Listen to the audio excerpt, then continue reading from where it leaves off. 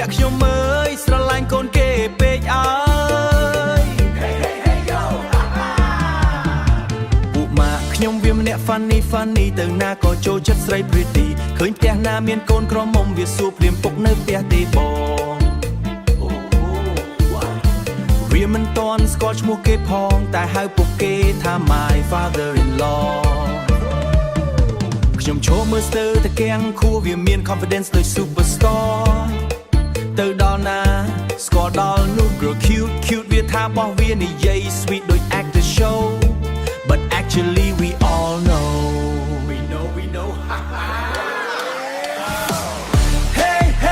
ពុកក្មេង everywhere ផ្ទះណាមានស្រីវាទៅដល់ there call him dad like already care but first time meet it's kinda rare Hey crazy but I swear វាមិនខ្មាស់ទេនិយាយ no fear girls that look like who are you dear but my friend just smile I'm your son here Hey son-in-law ទៅភូមិទៅស្រុកគេចូលចិត្តណាស់ឃើញកូនក្រមុំវាដើរទៅផ្ទះនិយាយ hello I come to see but actually just wanna be the future husband វាថាដូច្នោះ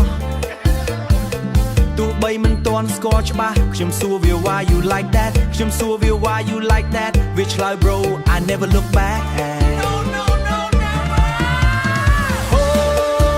យ៉ាងម៉េចវាស្គាល់ស្រីមិនទាន់ក៏ហៅពុកថាអីចឹងបានហើយមិនខ្ញុំវាស្រងមិនដែលស្ទាក់ស្ទើរអូយអើយមិត្តខ្ញុំអើយស្រឡាញ់កូនគេពេថ្ងៃក្រោយប្រហែលលើមានពុកក្មេកឌូមេ Hey yo come on